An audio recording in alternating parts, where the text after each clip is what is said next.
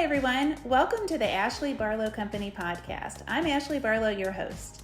If you are a parent, a teacher, or someone who works at a school, or you're a community member, a volunteer, or a staff member at an organization that supports people with special education plans, a coach, a tutor, or even a grandparent, you're in the right place. Sit back with an ice cold glass of lemonade, put on your walking shoes and grab some headphones, roll down the windows and cruise. Ready, set, go. Educate, advocate, collaborate.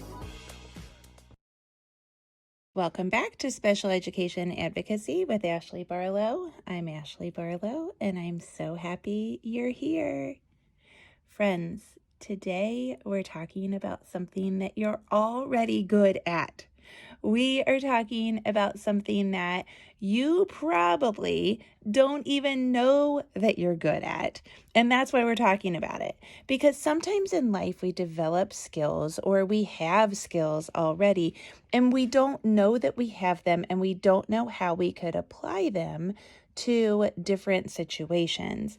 And if we don't know that we can or how we can apply them to different situations, then we're sitting on this treasure trove of skills and traits and experiences, and we really could be doing something effective with them.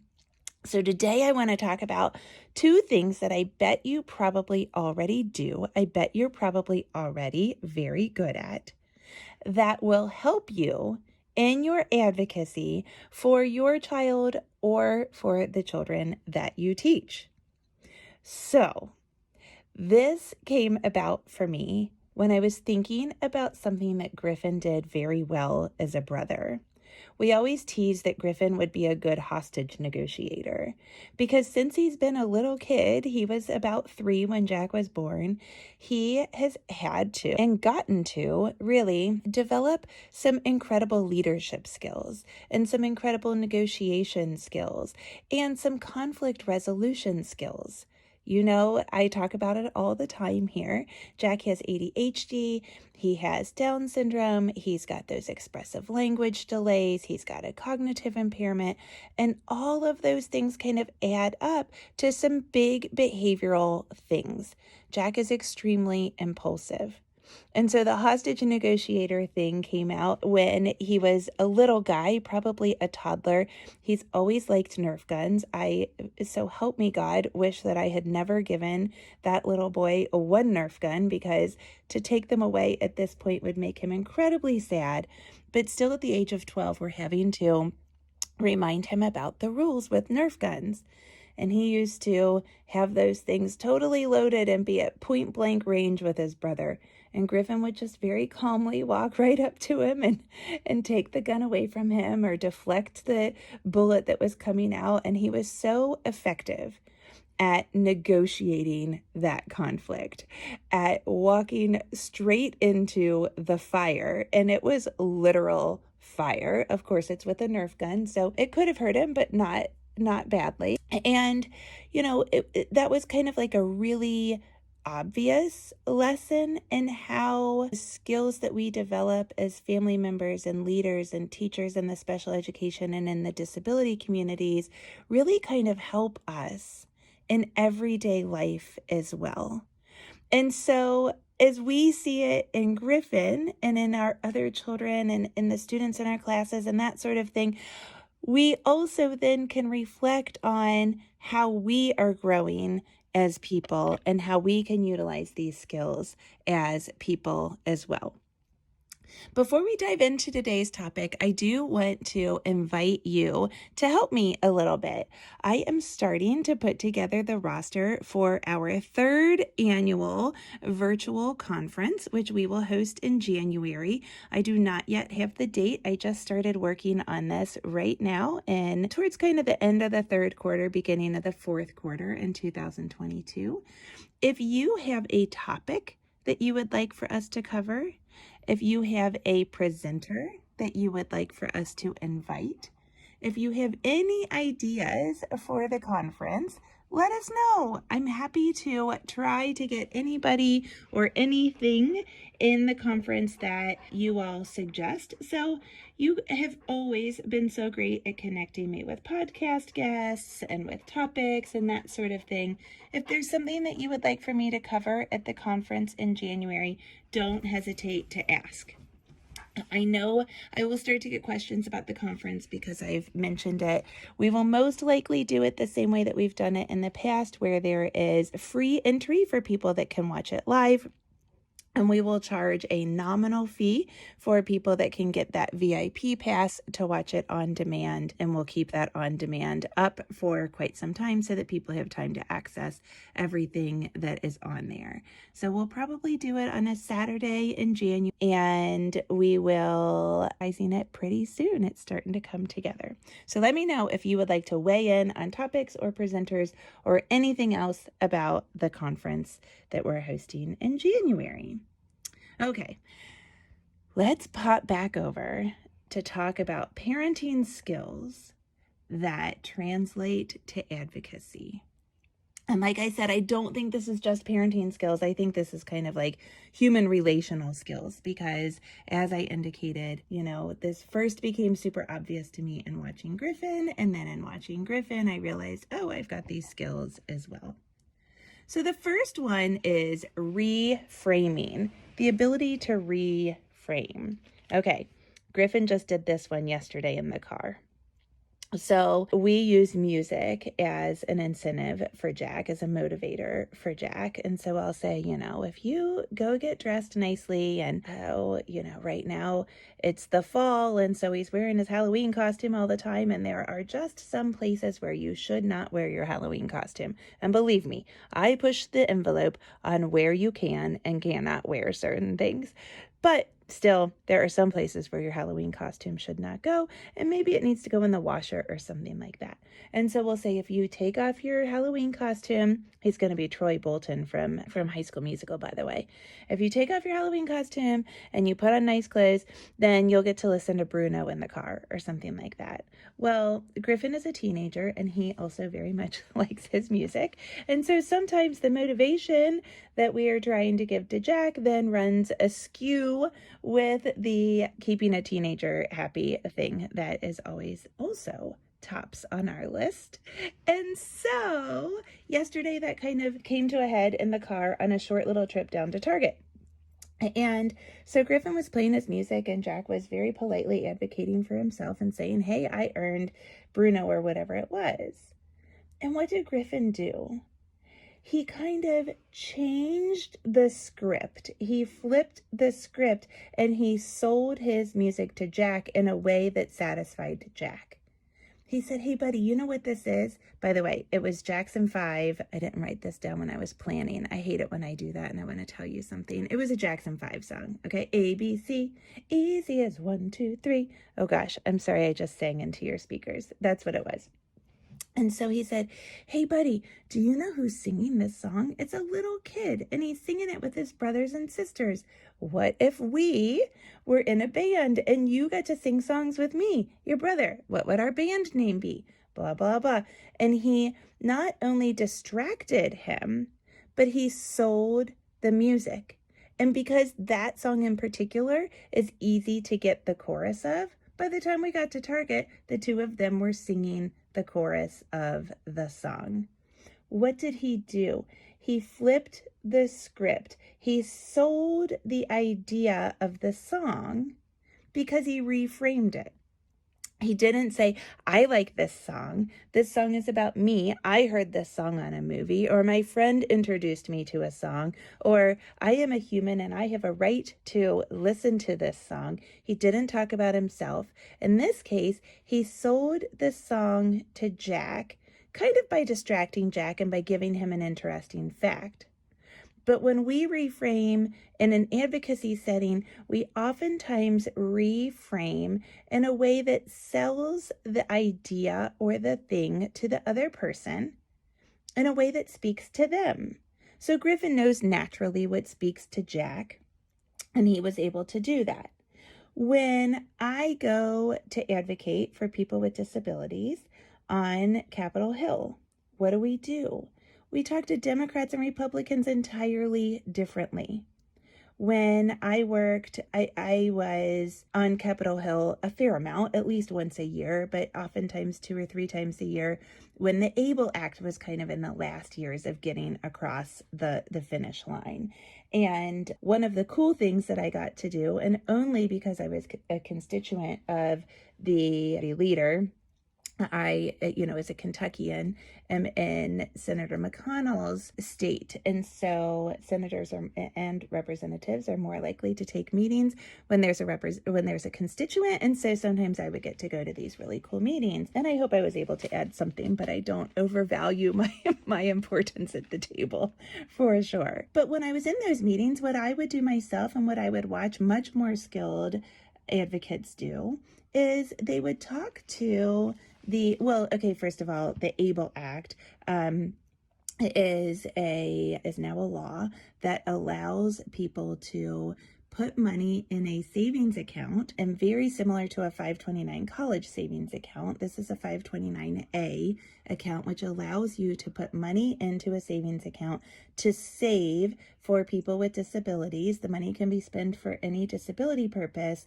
and you can put so much money into the accounts without disqualifying the person for governmental benefits like Social Security and Medicaid. Because, up until ABLE was passed, you couldn't have $2,000, anything over $2,000 in the savings account.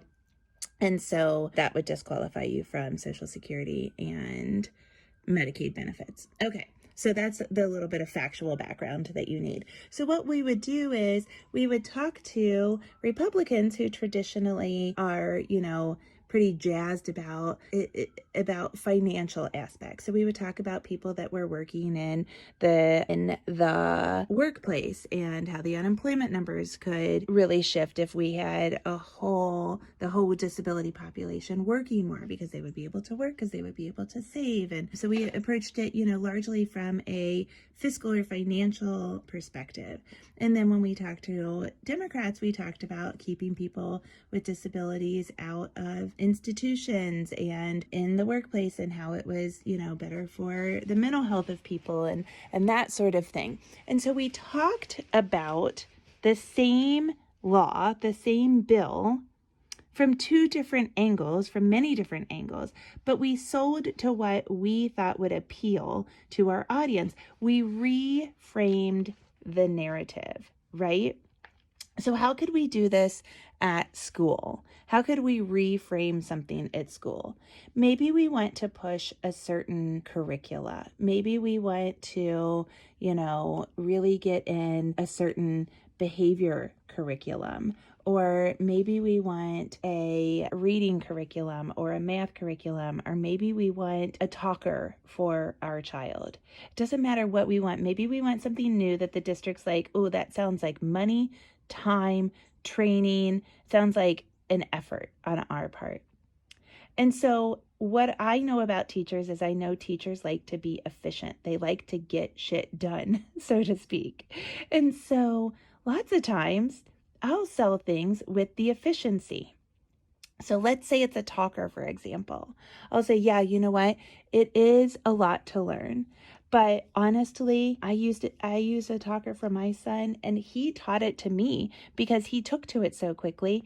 And so I just kind of like picked it up with him, and we actually learned it a lot faster. And here's what I promise you is it makes those breakdowns in communication so much shorter. So it becomes an efficiency tool really, really quickly.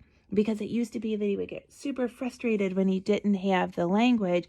Now he can pick up his talker. There's much less frustration, which is much less time, and you spend much less time trying to regulate him after those breakdowns in communication.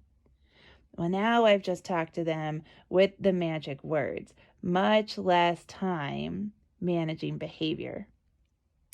So I've sold it in a way that is talking about behavior, And it's not talking about those breakdowns in communication, because they might have had some kind of reply for the breakdowns in communication, like, oh, well, that doesn't happen here, or we don't see that as often here, or, that's more of a speech therapist question than it is a general education question, or whatever it is.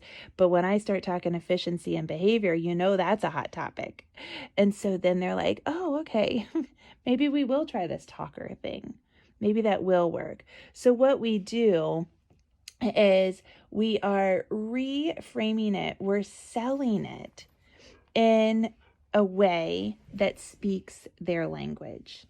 That is something that you do with your child and you have gotten very good at. And it's something that you can do with your school team as well. Here's Coco breathing into my speaker here. Okay. Number 2, what else do parents do? Have parents developed that translates well into advocacy? We walk right into the conflict.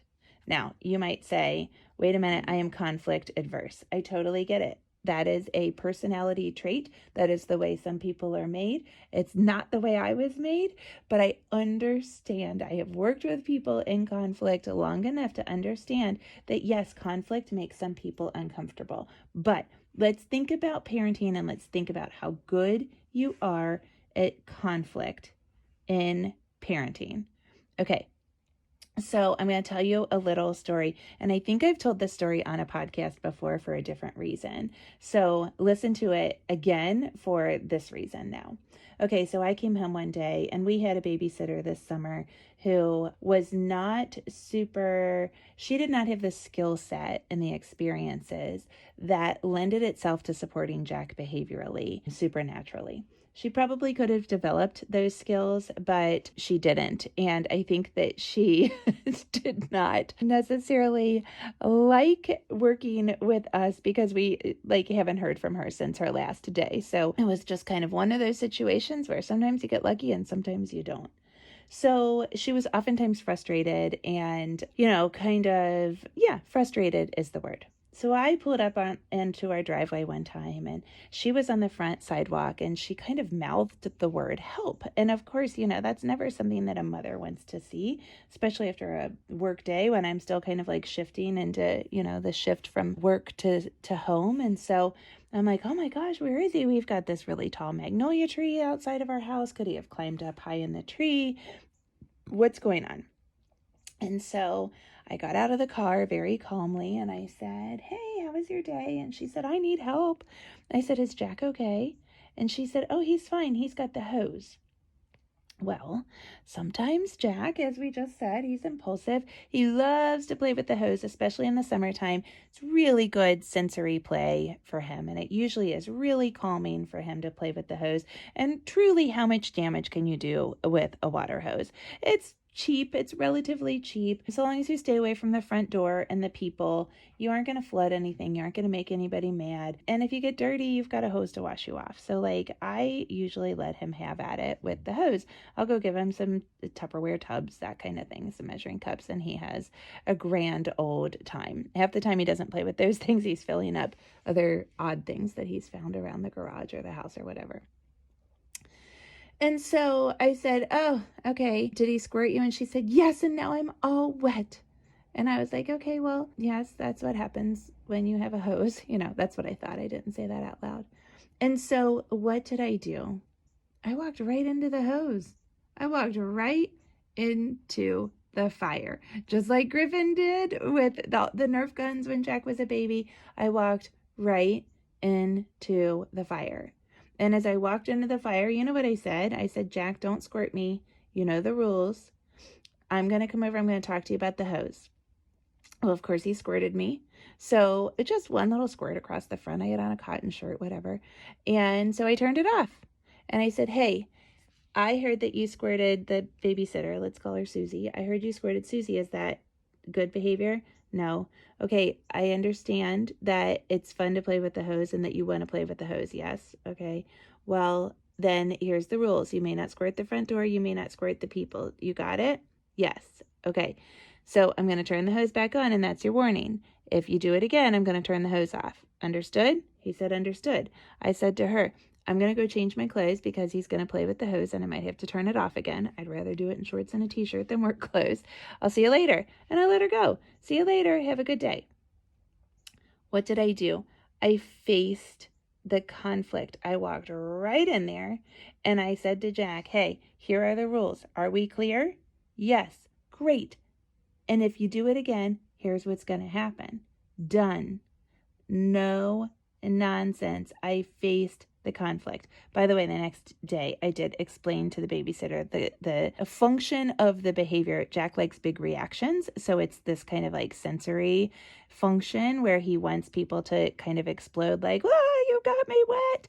And the reason why is there's kind of like this attention function behind that. He likes intense attention. Okay. So I did explain that to her and she understood. And I think that aspect of the support got significantly better after that. Okay.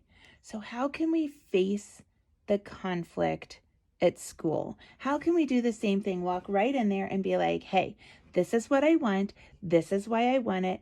Are we understood? Right? How can we do that at school? Same thing.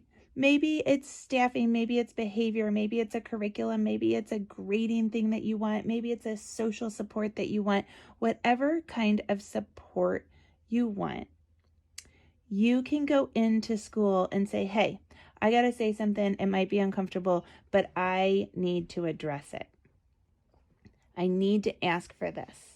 Okay, so we had a staffing situation one time at our school. There was a person that I thought needed to come off of Jack's caseload. And so I started taking notes and I started, kind of like compiling my best argument. And finally it came to a head with him and I observed something that I just didn't think was super safe for him. And so I called the principal. I said, is there a time I can come up today? And she said, sure, and gave me a time. And I walked in and I said, I just think that we need to address this staffing situation. Turns out the principal agreed and we resolved it very quickly. I walked right into the conflict and I said, this is what I'm experiencing. This is what I'm hearing. This is what I'm seeing. Here's my kind of data that I've been keeping and I need to, we need to come up with a solution together. And so what we did was I faced the conflict and we resolved the issue.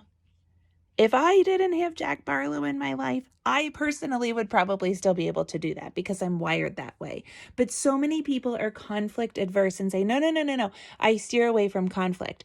And so what I'm telling you is you can't, most likely, because I bet you have conflict with your child and I bet you walk right into it and you resolve it quickly. If you can figure out how to take the skills that you have developed in supporting your child, you will be able to translate those to your advocacy, I promise.